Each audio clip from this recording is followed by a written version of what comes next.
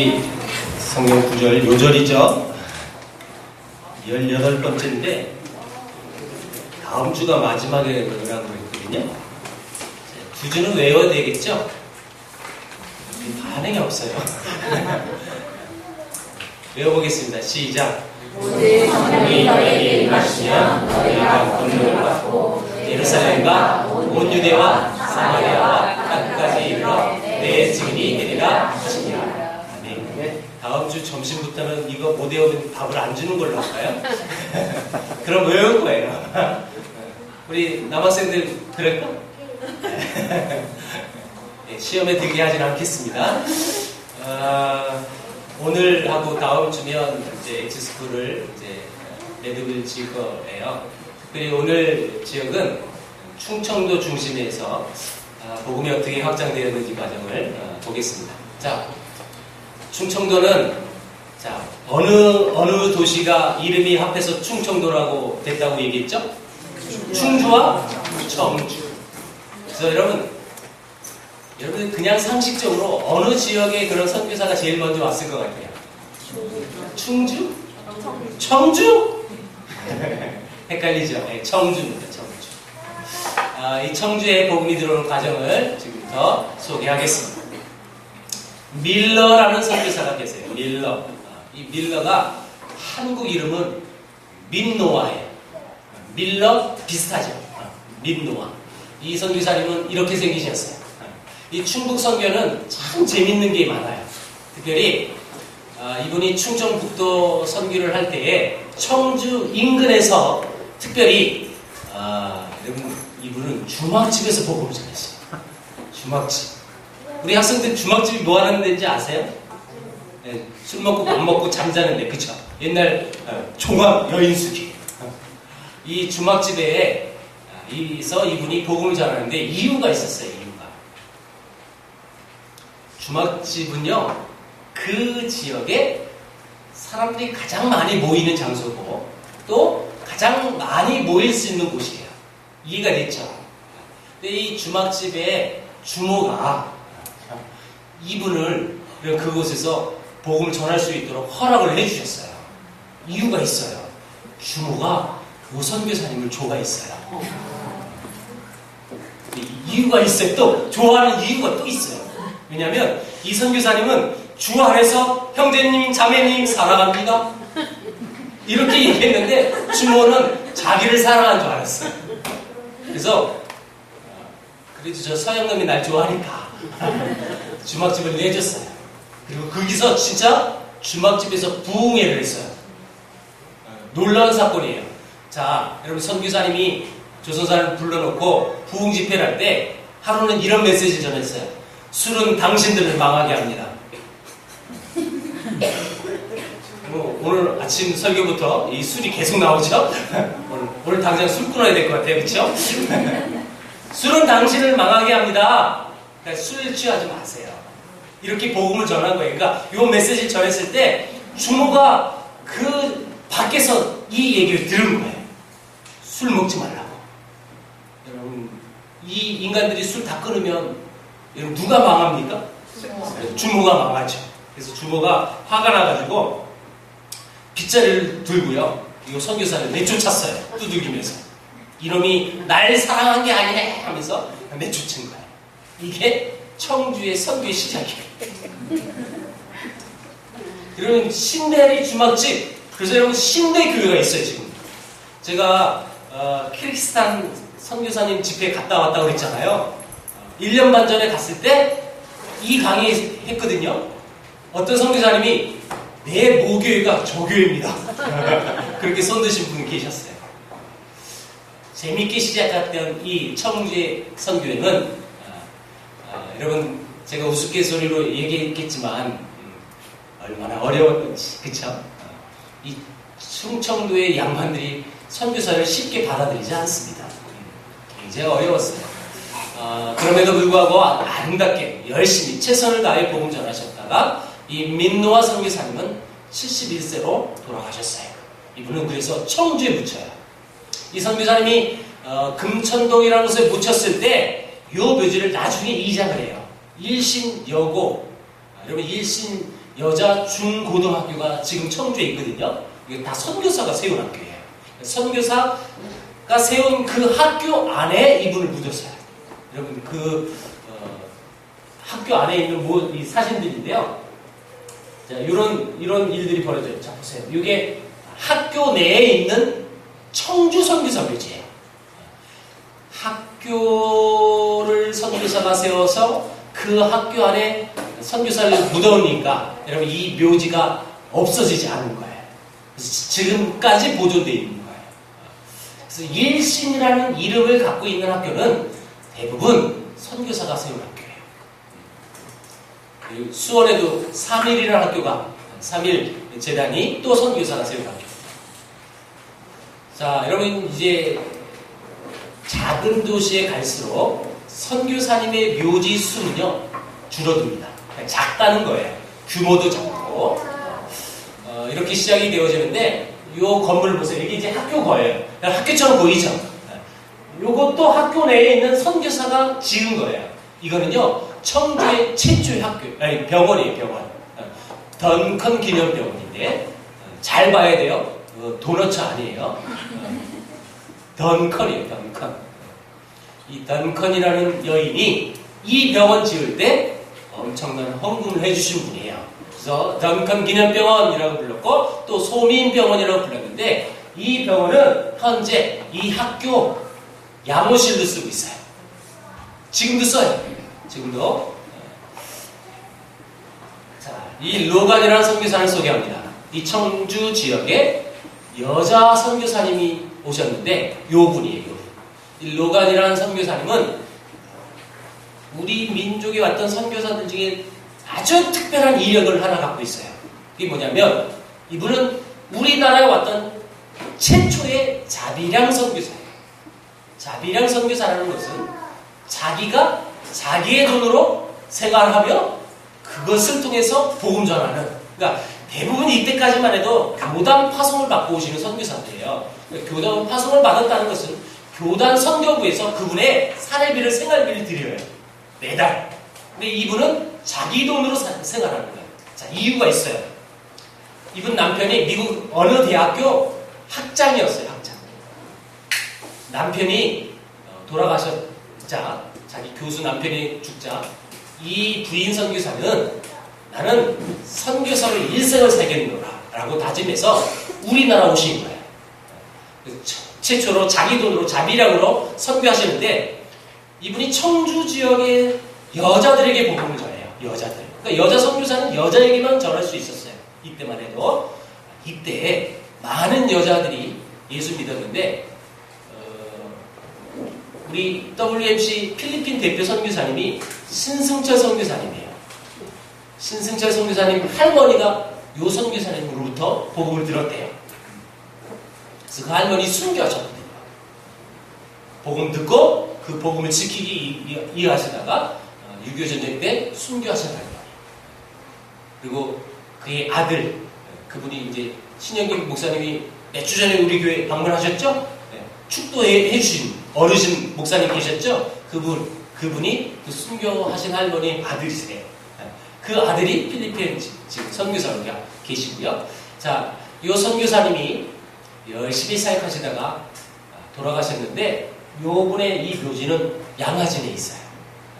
청주에 사역했지만 이분은 청주에 묻히지 않았고 양화진에 묻혔다라는 의미예요. 자, 이 청주 지역 여성에 선교했던 선교사였기 때문에 청주에 가보면 이 선교사님 기념비가 있어요. 자, 보여드리겠습니다. 청주 제1교회라는 교회에 가보면 교회 마당에 이 기념비가 있어요. 여기 보면 로간 부인 기념비라고 적혀 있어요. 이렇게 로간 부인 기념비. 요 한글이 이렇게 기록되어 있는데 요 한글판은 충청북도의 가장 오래된 한글판이래요. 중국의 가장 오래된 한글판. 띄어쓰기가 있어요, 없어요? 네, 우리말은 원래 띄어쓰기가 없었던 거예요. 네, 띄어쓰기가 없던 이 말을 선교사들이 말 배우기 위하여 단어와 단어끼를 띄었었어요. 그게 우리나라의 이제 한글의 문법이 체계가 되어지는 건데, 물론 뭐 여러 학설도 있지만요. 자, 여러분 요 개신교 교회에 선교사 기념비를 받던 어느 천주교 신부가 이 교회 담임 목사님에게 따지러 왔어요. 왜냐하면 이 글을 보니까 아메리카 나 신부, 이분은 신부인데 성이 뭐예요 그러면? 나 신부인데 왜 개신교 교회에서 왜 이 신부님 기념비를 만들었지? 이렇게 따지고 왔어요. 이거는요 띄어쓰기가 없는 병폐예요. 요 원뜻을 소개합니다. 아메리카 나신부, 이 말은요 이 뜻이에요. 아메리카에서 나신 부인 손에 건너오셔서 잘못 띄어 읽은 거죠? 지금도 있어요. 지금. 제가 얼마 전에 청주 집회하러 갔을 때 또 한 번 더 다녀와 봤어요. 그대로 있어요. 이 묘비는 뭐냐면 양화진에 있는 기념비인데요. 정확히 얘기할게요. 우리가 알고 있는 언더우드 선교사님의 손자입니다. 손자. 언더우드의 아들이 원한경이었고요. 원한경의 장남은 원일한이었어요. 근데 그분의 동생인데 이분은 청주에서 사역하셨던 선교사예요. 그리고 이분은 강주에서도 사역했던 분이에요. 그래서 이분이 광주 호남신대에서도 가르치기도 했고요. 그런데 제가 또 키르기스스탄 얘기가 또 나오네요. 얼마 전에 키르기스스탄 선교사님이 제가 호남신학대학교 나왔어요. 이렇게 얘기하더라고요. 여자 선교사님인데 호신대에 나왔는데 제가 학교 다닐 때 언더우드 선교사님 많이 봤어요. 그 얘기를 하더라고요. 그분이 본 분은 이분. 손자인데 자기 언더우드 봤대요. 그래서 가만히 있었어요. 제가 알려주면 또 창피하실까봐 여러분이 계셔서 그러셨어요. 그리고 왔어요. 우리 교회 사이트에 와가지고 그분이 보면 창피하실 텐데 그러니까 후손들이 지역에 다 갔다는 뜻이에요. 기념비로. 그러니까 이분은 이 땅에서 돌아가시진 않았어요. 그러니까 기념비로만 있는 거예요. 자, 청주 충북 노회장까지, 그러니까 노회 부회장까지 여겼던 이력을 갖고 있고요. 충청북도의 선교의 시작점은 청주예요. 그리고 충청남도의 시작점은 공주라는 곳이에요. 옛날은 대전이 큰 도시가 아니라 옛날은 공주가 큰 도시였어요. 여러분 옛날 근대사를 한번 소개해 볼게요. 우리나라 경부 철도가 여러분 만들어졌을 때 공주가 큰 도시였으니까 당연히 공주역이 만들어져야 돼요. 그렇죠? 근데 이 공주 양반들이 역을 만들고 철로길을 만든다는 그렇게 발표가 되었을 때 극렬히 반대하신 거예요. 왜냐하면 우리 마을엔 절대 세마차가 올 수 없다 라고 결론 내리셔서 그렇게 목숨 걸고 막으셨어요. 그래서 이 공주 양반들이 어떻게 얘기했냐면 이 공주에다 만들지 말고 자, 큰 밭을 옮겨라. 저 큰 밭이 어딜까요? 그게 대전이에요. 그래서 대전역이 만들어집니다. 실제로. 지금 공주 양반들은요 땅을 치고 후회하고 계셔요. 집값이 차이가 나죠? 이런 차이점이에요. 그러니까 대전이 큰 도시는 그 당시는 아니었고요. 그건 다 진짜 밭이었어요. 네. 공주의 선교사들이 가장 큰 도시니까 왔겠죠. 그래서 복음을 전하는 거예요. 자, 이분을 소개합니다. 맥길이라는 선교사가 제일 먼저 사역을 했고 그 다음 사역하신 분이 샤프라는 분인데 이 샤프 선교사님은 이 논산 지역으로 부흥 사냥을 하러 가셨어요. 근데 그날 2월달이라 진눈깨비가 내렸어요. 그래서 이 진눈깨비를 피하려다가 어느 한 집에 들어가요. 헛간 같은 그 집에 잠깐 그곳을 피하러 들어갔는데 그 집이 얼마 전에 여러분 상을 치른 집이에요. 상. 근데 어떤 상이냐? 전염병으로 죽은 돌아가신 분이 그 집에 있었어요. 그러니까 그 헛간에 그 상을 치른 여러분 상여가 있었대요.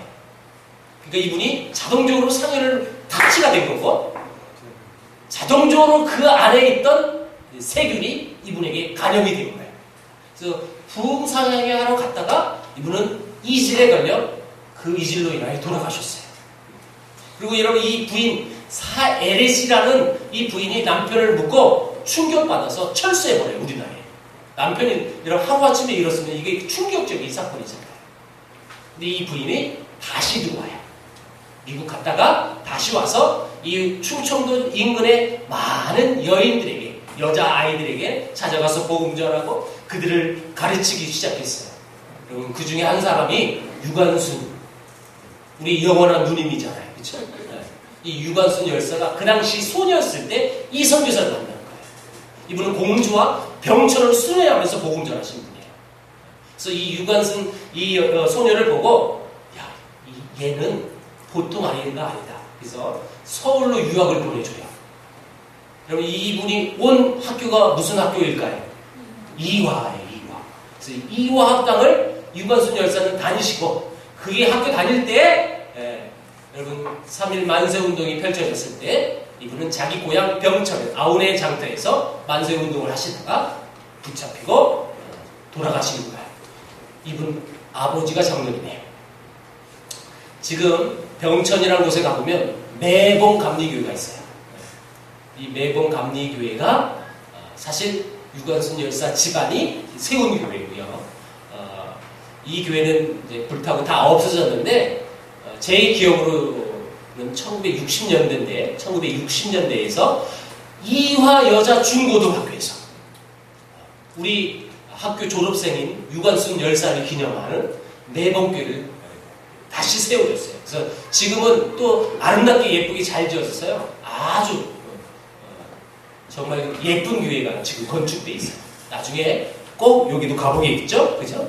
자, 이 유관순 열사도 이렇게 아름답게 우리나라의 유명한 인물로 나타날 수 있었던 것은 다 선교사의 만남을 통해서 이루어지고 있는 사건입니다. 공주에 가보면 유명한 학교가 있어요. 그럼 이 학교는 영명학교라는 학교인데요. 이 영명이라는 이름은 목포에도 있어요. 목포도 영명, 요 공주에도 영명이라는 학교가 있는데요. 이 학교가 이 충청남도의 유명한, 그리고 최초의 학교였습니다. 이 학교에 우리나라에 유명하신 분들이 이 학교 많이 나왔어요. 실제로. 제가 가서 찍은 사진이에요. 영명 중고등학교 가보면 학교 안에 이런 멘트가 적혀 있어요. 한번 읽어볼게요. 시작. 기독교 정신으로 꿈을 키우는 학교. 지금도 이 간판이 걸려져 있어요. 선교사가 세운 이 학교의 정신을 이어가겠다라고 해서 여전히 이 간판 내걸고 하고 있고요. 이 학교 바로 뒤편에 여기 공주 선교사 묘지가 있어요. 거의 못 찾아요. 알지 못하면 이 묘지는 도대체 찾아낼 수 없을 만큼 저도 처음에 어디쯤 있다라는 정보만 갖고 갔는데 많이 헤맸어요. 한 10분 헤맸어요. 공주 선교사 묘지도 많이 붙이지는 않습니다. 이렇게 있고요. 캐럴이라는 선교사님 그리고 이분이 사실 황해도 개성이라는 곳에서 개성 여학교를 세우신 선교사입니다. 자, 이 선교사님이 열심히 여학교를 세워서 사역을 하는데 우리나라는 사실 선교사가 처음 학교를 세우면요 처음부터 의심의 눈초리를 쳐다보고 자기 자녀들을 이 학교에 잘 보내지 않았어요. 초창기는 다 그랬어요. 왜냐하면 그 당시 우리 문화를 아셔야 돼요. 서양인들에게 다가가서 잡히면 우리는 잡혀먹는다. 이런 마인드를 갖고 있어서 쉽게 자기 자녀들을 보낼 수 없었어요. 근데 유독 제가 이렇게 책을 보면서 유독 개성 여학교만 이 학교 입학 경쟁률이 심했어요. 그래서 여러분 정말 누굴 잘라서 못 들어오게 하는 그렇게 커트라인이 있었다는 거예요. 개성 여학교만. 이 개성 여학교는요 나중에 이름이 바뀌었어요. 호수던 여학교. 이게 지금 대전에 있거든요. 근데 왜 호수던이라는 이름이 만들어졌느냐면 이 선교사는 감리교 선교사예요. 미국 감리교 지방의회에서 특별히 홀스톨 지방의회에서 이 학교를 세울 때 헌금을 엄청나게 해준 거예요. 자, 이 개념은 홀스톨 지방회의는 지금 우리의 개념으로는 장로교에서는 노회예요. 노회 개념에서 이 학교를 건축할 때 헌금을 해준 거예요. 그러니까 홀스톨 여학교라고 절대 이름을 못 짓는다 그랬죠? 우리 영어로 못 짓는다 그랬어요. 그렇죠? 다 한자로 쓸 수 있는 음력을 따와서 한국식으로 이름을 바꿔요. 그래서 홀스톨 가장 비슷한 이름이 호수돈이라고 부르는 거예요. 이 호수돈은 6.25 전쟁 이후에 대전으로 내려와서 지금 호수돈 여학교는 대전에 있어요. 대전에. 또 있어요. 스톡스라는 선교사님은 이 충청남도에서 열심히 교육사역을 했던 2대에 걸쳐서 사역했던 선교사님인데요. 이분들이 대전에 또 유명한 학교를 하나 세우셨어요. 이분들이 세운 학교는 요 학교예요. 이 학교가 뭘까요? 대전의 대학교. 한남대학교는 제가 전에 얘기했죠. 대전에 유명한 또 학교가 있어요. 모건대학교예요. 모건대. 이 선교사 가정이 모건대를 세워요. 여러분, 우리나라의 전 지역을 통틀어서 그 지역의 모든 학교 사역은 선교사가 시작하는 거예요. 그러니까 여러분 지금까지 엑스스쿨 하면서 거의 모든 도시를 다 봤단 말이에요. 그렇죠? 그 도시에 제일 먼저 선교사들이 학교를 세워요. 교회는 당연한 거고요. 병원도요. 그렇게 시작이 되고요. 오늘 우리가 평양까지 갔다가 제주도까지만 갔다가 가면 돼요. 굉장히 바쁘죠. 평양을 개척했던 선교사는요, 이분이에요. 샤멜 마펫이라고 해요. 샤멜 마펫. 자, 샤멜 마펫 선교사님, 우린 이렇게 못 부른다고 그랬어요. 다 우리식 이름을 바꿔요. 사무엘. 제가 이 얘기를 했던 것 같은데, 지난번에. 사무엘은 공통적으로 똑같은 이름을 바꿨다고. 뭘까요? 삼열이라고 불러요. 삼열. 그리고 마펫, 이건요, 마포라고 불렀어요. 그래서 이분의 한국 이름은 마포삼년이에요. 저는요, 신학교에 옛날에 갔을 때, 처음 갔을 때, 책을 봤는데, 마포삼년 목사님이라는 글이 있었어요. 마포삼년 목사.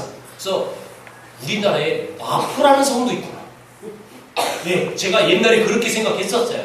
선교사라는 인식을 그때는 못했고, 처음에 마포삼년 목사님, 마포라는 성을 갖고 있는 특이한 목사님이구나. 근데 나중에 알고 봤더니 선교사더라고요, 선교사. 이 마포삼년이 이분이 평양을 개척했던 우리 장로교 선교사인데요. 이 장로교 선교사가 평양을 개척했을 때 엄청난 고통을 당하신 분이에요. 그리고 이분은 또 특별한 이력을 하나 갖고 있는데 여러분 기억을 하셔야 됩니다. 토마스 선교사님이 평양 대동강에서 순교했죠. 그분이 중국어 선교식을 많이 나눠줬다고 그랬죠. 그 성경책을 받으신 분들이 글을 보니까 찢어가지고 도배지를 썼다고 그랬어요. 그 도배지를 발견한 선교사가 한 분 있었다고 그랬죠. 그 발견하신 분이 이분이에요. 여러분, 이 마포 삼년 선교사님이 교회를 개척하고 복음을 전하는데 평양의 유명한 깡패가 이 선교사를 못살게 굴었어요. 교회에 물품 다 때려 부시고 그리고 선교사 이러면 지나가면 때리고 그랬어요. 자, 그 깡패를 소개합니다. 그 깡패의 이름은 이기풍이라는 깡패예요. 나중에 목사님이 되시는 분입니다. 근데 이 이기풍 목사님이 목사 되기 전에는요, 유명한 깡패예요. 선교사를 그렇게 두들겨 패버렸어요. 자, 여러분, 하루는 짱돌 입당하는 걸 들고 선교사 지나갈 때 이 마포삼년을 정확히 맞췄어요. 그래서 이 선교사는 턱뼈가 깨져버렸어요. 사진을 자세히 보십시오. 턱뼈가 쏙 들어가 있어요. 여러분, 돌 맞는 순간 터져버린 거예요. 그럼 이게 터져버리면 피가요 쏟아버려요. 이렇게 고통을 당하셨어요. 여러분 생각해보세요. 이분은요 미국에서 고등교육 다 받고 오신 목사님이에요. 이 땅에 선교하러 왔는데 이 미개한 조선 사람이 자기에게 돌 던지고요 자기를 괴롭혀요. 얼마나 힘들겠어요. 여러분 이 입장을 바꿔보십시오. 여러분들이 대학까지 다 나와서 내가 지금 선교유지에 가서 복음 전하러 갔거든요. 근데 그 현지인들은 무식해요. 배운 적도 없어요. 근데 그 무식한 현지인들이 여러분들을 향하여 돌 던지고 맨날 두들겨 패버리고 보세요. 입장을 한번 바꿔보세요. 그 사람은 살아갈 수 있을까요? 없을까요? 네, 여러분 난처할 땐 대답을 안 한다는 건 내가 알지만 반응을 하세요. 쉬워요? 어려워요? 어렵죠? 요즘 어른들은 아주 흉악해서 이렇게 질문하면 대답 안 하더라고요. 제가 요즘 중고등 학생들한테 특별히 선교학교 하는 학생들한테 요 강의를 할 때 질문해봤어요. 몇 번 해봤어요 진짜. 어느 교회라고 얘기 안 할게요. 평촌에 있는 어느 교회예요. 학생들한테 이렇게 했어요. 야, 너희들 잘 봐. 너희들이 선교하러 갔는데, 그러니까 그 친구들이 요거 마치고 정말 선교지 가는 친구들이에요. 그래서 있을 예정을 하고 한번 대입을 해봤어요. 너희들이 이제 몇 주 뒤면 선교지 가잖아. 근데 그 현지인들이 너희들에게 돌 던져서 너희가 턱배가 으스러졌다고 생각해봐. 너희들 어떻게 할래? 어떤 학생이요? 리얼하게 반응해줬어요. 용서하고 들으십시오. 그 개새끼 죽여야 됩니다. 선교학교 훈련 받는 학생이 그렇게 반응해줬어요. 여러분 사실 그런 고통을 당하는 선교사가 그 사람을 품고 그 사람을 용서하고 그 사람을 용납할 수 있다는 것은 이건 대단한 사건이에요. 여러분 당장 나가보세요. 여러분에게 전도지 준다고 막 때리고요. 여러분 돌 던져보세요. 아까 오전에 얘기했듯이 우리 옛사람이 나타날 거예요. 쉬운 일은 아니에요. 결코 쉽습니다. 여러분 이 선교사님은 끝까지 이 기쁨심을 품었어요. 그리고 그렇게 고백했어요. 난 당신을 사랑합니다. 난 당신을 사랑합니다. 여러분 자기한테 돌 던졌던 이 현지인을 사랑할 수 있는 마음은 보통 마음은 아니에요. 여러분 그러니까 이 깡패가 예수 믿는 거예요. 왜요? 그 사랑이 예수 그리스도의 사랑의 근거에 의한 사랑이에요. 그 사랑이 예수님의 사랑이라는 것을 아는 사람이죠. 예수 믿는 거예요. 이 깡패가요. 그래서 이 선교사가 세웠던 신학교에 입학해서 졸업을 해가지고 목사가 되는 거예요. 우리나라의 최초 목사가 되시는 거예요. 자, 이 1907년 7명의 최초의 목사 안수를 받았어요. 자, 목사님들이 모여서 회의를 하는 것을 우리가 노회라고 불러요. 요즘은 장로님과 함께 회의해요. 예, 여러분, 저도 1년에 2번씩 노회에 가요. 그래서 노회에 회의하고요. 노회 회의하기 전에 시차례 모임이 있으면 또 시차례도 가야 돼요. 왜냐하면 제가 막내거든요, 거의. 이 노회 목사님들이 모여서 회의를 했어요. 그러니까 우리나라에 하나밖에 없어요. 노회는. 우리는 지금 우리 교회는 서평양 노회지만 이때는 노회가 딱 하나밖에 없어서 이름도 신기해요. 독노회라고 불렀어요. 하나. 이 독노회에서 회의 결과 우리가 목사 될 수 있었던 것은 선교사들이 우리한테 매맞아 가면서 복음 전해가지고 우리가 목사 될 수 있었던 거다. 그렇다면 우리도 저분들처럼 선교하자. 이렇게 결론 내렸어요. 여러분 이건 정말 우리가 하나님께 복 받을 짓을 하신 거예요. 그렇죠?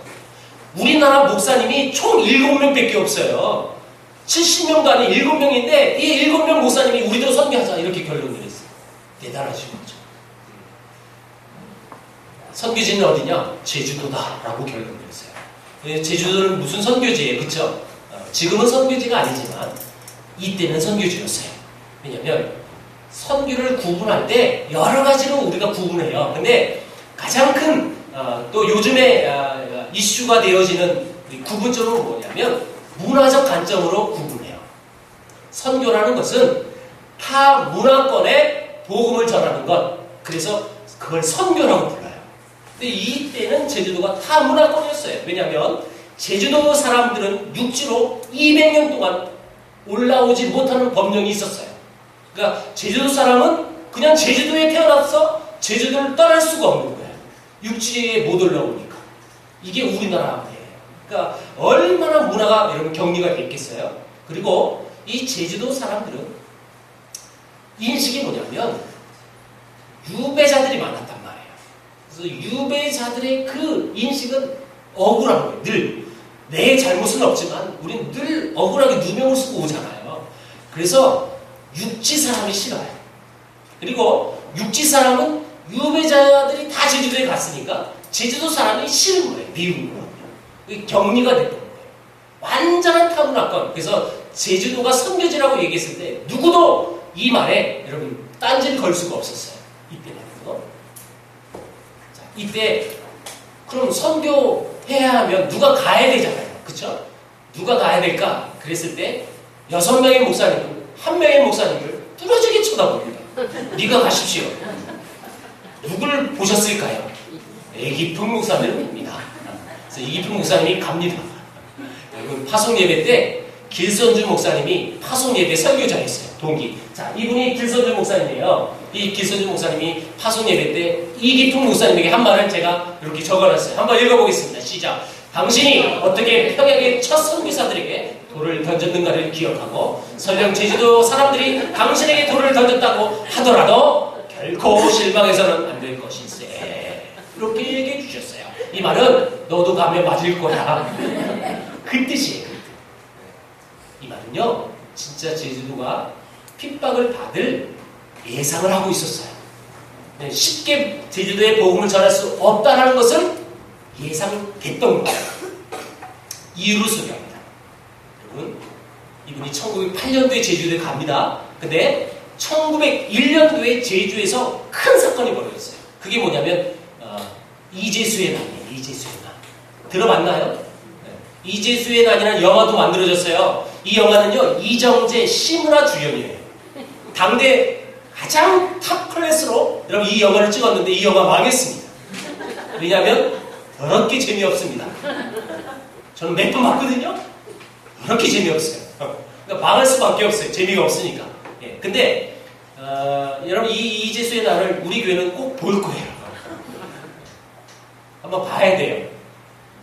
여러분 책을 읽어보세요. 그러면요, 책 안 읽어요. 그리고 어렵고요. 제주 선교의 책이 이렇게 두꺼운 책이 하나 있어요. 뭔 말인지 모르겠어요. 저도 몇 번 읽어야 돼서 이해가 되는데 어려워요. 근데 이 이재수의 난 영화 한 편 딱 보면요, 당시 복음을 전할 수 없었던 상황을 정확히 알 수 있어요. 이게 뭐냐면 천주교 신부가 제주도에 선교사로 들어와요. 무세라는 분이에요. 무세.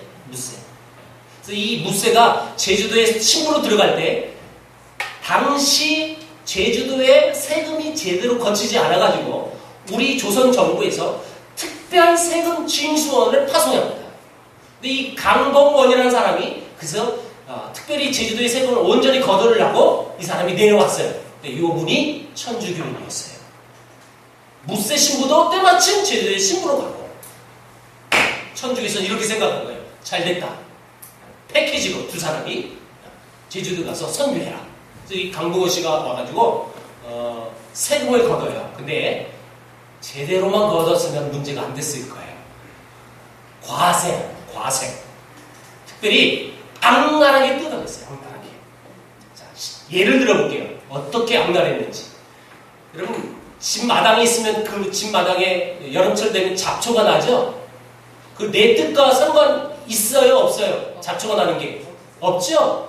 근데 이 세금 징수할 때 너희 마당에 잡초가 났으니 잡초세를 내라 라고 뜯어냈어요. 이해가 됐죠? 얼마나 악랄했는지. 근데 이 세금을 걷는 사람을 이 강봉원 씨는 의도적으로 천주교인들만 시켰어요. 천주교인 너희들 우리 종교 믿으면 직업을 줄게. 세금 징수한. 그래서 이분들은 온전한 복음을 듣지 않고도 돈 벌기 위해서 나 천주교 신자예요 해서 뜯어냈어요. 자, 여러분 세금을 당하는 뜯기는 사람의 입장으로 가보세요. 말도 안 되잖아요. 온전한 세금만 내면 괜찮죠. 근데 말도 안 되는 세금을 뜯어내니까 그 천주교인들이 너무 미운 거예요. 근데 그 천주교인들은 세금 안 거둘 때는 천사예요. 원수도 사랑하라. 그러면서 복음을 전했어요. 실제로. 그러니까 이 세금을 내는 제주도 도민은요, 열받는 거예요. 평상시에는 원수도 사랑하라고 하는데 저놈들이 원수예요. 너무 미운 거죠. 그리고 이 말은요, 우리가 정말 의미 있게 들어야 돼요. 우리 말과 행실이 다른 거예요. 여러분, 이때 복음의 역할, 여러분 영향력을 얻는 겁니다. 말은 이 천상 뉴스예요. 사랑합니다. 당신은 하는데 삶은 개판이에요. 여러분, 그렇게 해서 복음이 전해질까요? 천만에요. 오히려 적이 됩니다. 이 천주교인들 우리가 대적하자. 그래서 여러분 서로 제주도민과 그리고 천주교인들과 싸움을 하는 게 이재수의 난이에요. 그래서 이 사건 때문에 수백 명이 죽었어요. 실제로. 그러니까 처음 살인을 시작한 건 천주교도가 여러분 총으로 제주도민을 쏴 죽였어요. 그러니까 열받죠. 그래서 본격적인 봉기가 일어납니다. 제주도에서. 본격적으로 싸우니까 이게 여러분 파급 효과가 엄청났어요. 그래서 우리나라의 군대를 파견하고 불란서 함대가 여러분 제주도에 들어가서 이 전쟁을 마무리해요. 당연히 여러분 우리 정부에서 또 프랑스 함대 군대가 여러분 이걸 개입했으니 누가 여러분 피해자가 됐을까요? 제주도민. 그때 난을 일으켰던 이재수를 비롯한 모든 지도들은요 다 처형당했어요. 서울에서. 1901년도에 일어났던 이 이재수의 난 때문에 여러분 제주도 사람은 예수 때문에 우리가 죽었다라고 생각했어요. 그래서 이 예수를 전할 때에 이기풍 목사님은 엄청나게 고통을 당할 수밖에 없는 거예요. 그러니까 이런 바탕 속에서 절대 이기풍 목사님이 선교할 수 없었어요. 그래서 말 그대로 이기풍 목사님은 오자마자 뚜둑에 맞습니다. 그리고 이런 사건이 벌어졌어요. 우리가 저 이기풍 저놈을 죽이지 않고는 우린 밥도 안 먹겠다 라는 결사대가 40명이나 조직이 됐어요. 사도 바울과 똑같아요. 너무 똑같아요. 여기서 우리가 그걸 얻는 것은 신문대로 걸는다라는 것입니다. 본인이 했던 그대로 당하셨습니다. 자기가 돌 던졌던 거 그대로 당하셨어요. 그래서 이기풍 목사님은 제주도에서 평양본부에다 편지 썼어요. 선교사님 제주도 상황은 이렇습니다. 마포 삼녀 선교사님이 그 편지를 보고 답장을 보내주셨어요. 난 자네가 던진 돌에 턱뼈가 으스러졌는데 아직도 아물지 않았다네 라는 답장을 보내주셨어요. 자, 이 뜻은 무슨 뜻일까요? 견뎌라 라는 뜻이에요. 그래서 이기풍 목사님은 이 답장 받고 그때부터 더 견디고 선교 전략을 바꾸신 거예요. 예수의 예자만 꺼내면 다 도망가니까 예수를 꺼내지 않아요. 그래서 이기풍 목사님은 선교 전략이 참 지혜로웠어요. 그때로부터 이제 이렇게 지나가면 여인들이 막 일을 해요. 그렇죠? 밭일을 하고 하면 이기풍 목사님은 아무것도 묻지도 않고 그 여인들이 물을 뽑고 옮기면 물을 뽑아 옮겨주고 당근을 뽑아 옮겨주고 일을 해줬어요. 아무 말 안 했어요. 아무 대가도 없이요. 그냥 일만 해준 거예요. 그러면 여러분 반나절 좀 지나면 여러분 그 일을 도와준 그 남자가 궁금하잖아요. 아내네들이 왜 우리를 도와주냐고. 이렇게 했을 때 이기풍 목사님 그때 복음을 전했대요. 그래서 제주 선교가 그렇게 시작이 됩니다. 이기풍 목사님 집에서 시작한 교회입니다. 여러분. 집에서 시작해요. 집에서. 그래서 제주 성 안에서 시작했다. 그래서 이걸 한자로 풀이하면 성내다. 그래서 성내교회라는 교회는 기장측이고 성안교회라는 교회는 통합측이에요. 우리 협동측은 없어요. 거의 다 통합측 교회예요. 여기는요. 자, 이 안에도 정말 많은 이야기가 숨어져 있거든요. 요 얘기만 하고 마무리할게요. 이기풍 목사님 집에 한 남자분이 놀러와요. 근데 이분은 정말 특이해요. 하는 일마다 망하는 사람이에요. 여러분 우리 주위에 그런 사람 있잖아요. 무슨 사업만 하면 쫄딱 망하는 그런 캐릭터예요. 근데 이기풍 목사님을 봤는데 그렇게 어려움을 당해도 아주 늘 웃고 늘 밝아요. 그래서 저분에게는 뭔가 특별한 것이 있다라고 생각을 했어요. 막연히. 그래서 이기풍 목사님에게 찾아와서 그 남자분이 이렇게 얘기했대요. 당신은 뭐 하는 사람이요? 이기풍 목사님이 그분에게 이렇게 대답해 줍니다. 나는 구약과 신약을 들고 온 사람입니다. 당신은 약장수군요. 예, 구약과 신약을 들고 왔기 때문에 그 이기풍 목사님을 약장수로 판단한 거예요. 실제로. 그래서 이분이 그 말을 듣자마자 가슴속에 음흉한 계획을 가졌어요. 내가 저분하고 친해서 약을 받아 약장수를 해줘야. 왜냐면 지금까지 다 망했으니까. 그래서 이기풍 목사님 집에 많이 놀러 갔어요. 이기풍 목사님은 서양 선교사의 역량 때문에요. 쿠키를 굽는 과자를 굽는 이런 기계를 가지고 왔었어요. 그래서 그 과자를 그분에게 매일 주고요. 그래서 이분은 늘 와가지고 언제 약 줄까? 언제 약속해 줄까? 기대하고 왔는데 약은 안 줘요. 약을 안 주고 맨날 이런 얘기만 하는 거예요. 예수가 어쨌느니 저쨌느니. 인내심을 가지고 하여튼 약을 언젠가 줄 것이다. 약을 안 줬어요. 근데 이분의 장점이 하나 있었어요. 장점. 그것만 소개합니다. 이분은 저 이기풍 목사님이라고 하는 저분에게는 뭔가가 있다. 말로 표현할 수 없지만 그분에게 뭔가가 있었어요. 근데 내가 그것을 믿지 못하겠지만 저분이 하라는 대로만 해보자. 이런 순종의 마음을 갖고 있었어요. 그래서 그래 오라고 하면 오고요. 가라 하면 갔어요. 여러분 이런 캐릭터는요. 예수님을 빨리 믿어요. 하라는 대로 하는 거예요. 그러니까 예수 믿고 이제 신실한 집사님이 됐어요. 근데 이기풍 목사님이 봤을 때 자기 교회의 집사도 딱 그거 하는데 하는 일마다 안 되는 거예요. 너무 불쌍해서 이분은 선교사하고 친하니까 목포에 가가지고 실제로 서양 양약을 여러분 도매업을 할 수 있도록 여러분 다리 역할을 해줬어요. 그분이 진짜 제주도의 최초의 약 도매업을 하셨어요. 자기가 꿈꿨던 약장수가 되셨어요. 그분이 제주도의 최초의 장로님이 되신 분이에요. 그래서 이기풍 목사님 교회에 두 분이 장립을 받았어요.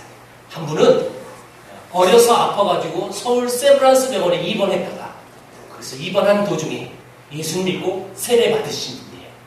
그분이 이제 제주도의 장로님이 돼서 두 분이 장로님이 되신 거예요. 이 시작점이 교회가 지금 현재는 이렇게 돼 있어요. 성안교회라는 교회가 지금 이렇게 돼 있어요. 통합축교회라고 얘기했고요. 제주 선교 100주년 때 이 교회에서 통합측은 총회를 했어요. 총회를 할 수 있는 건요. 최소한 그 예배당이 2,000석이 넘어야 돼요. 그래야 총회를 치를 수 있어요. 그 말은 이 교회가 2,000석이 넘는다는 뜻이죠. 여러분 한 선교사가 평양을 품고 이 땅에서 열심히 두들겨 맞아가며 복음을 전해가지고 그 핍박자들이 예수 믿어 목사가 됐고 그 목사가 우리나라 최초의 선교사가 되어서 제주도에 와가지고 이런 일들을 펼치는 거예요. 여러분 제가 조금 재밌게 표현을 했겠지만 이기풍 목사님 처음에 얼마나 고통스럽고 얼마나 힘들었지 몰라요. 왜냐하면 제주 선교 한 텀을 마친 다음엔 이기풍 목사님은 여러분 말을 할 수가 없었어요. 말을 잃었어요. 그 정도의 충격이고 그 정도의 어려움이 이 안에 숨어 있는 거예요. 그러니까 여러분 이런 부흥은요 거저 일어난 거 아니에요. 꼭 이런 명심하세요. 우리 신앙생활도 마찬가지죠.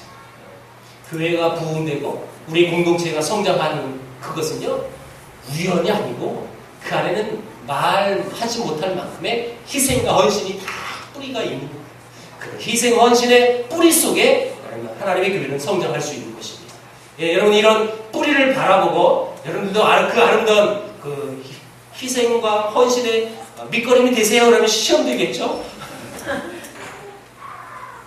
그런데 제가 목사로서 여러분들에게 건면합니다. 그럼에도 우리가 희생하고 헌신함으로 인하여 하나님의 교회가 아름답게 든든히 세워질 수만 있다면 우리는 그 밑거름, 그 뿌리가 되는 것은 기쁨이 되어질 줄 믿습니다. 우리 아름다운 우리 세계를 품는 교회가 그 일들을 이루어갈 수 있는 멋진 하나님이 사용하기 쉬운 또 편안한 교회 되기를 축복합니다. 기도하겠습니다. 하나님 감사합니다. 충청도와 이 제주도의 복음이 들어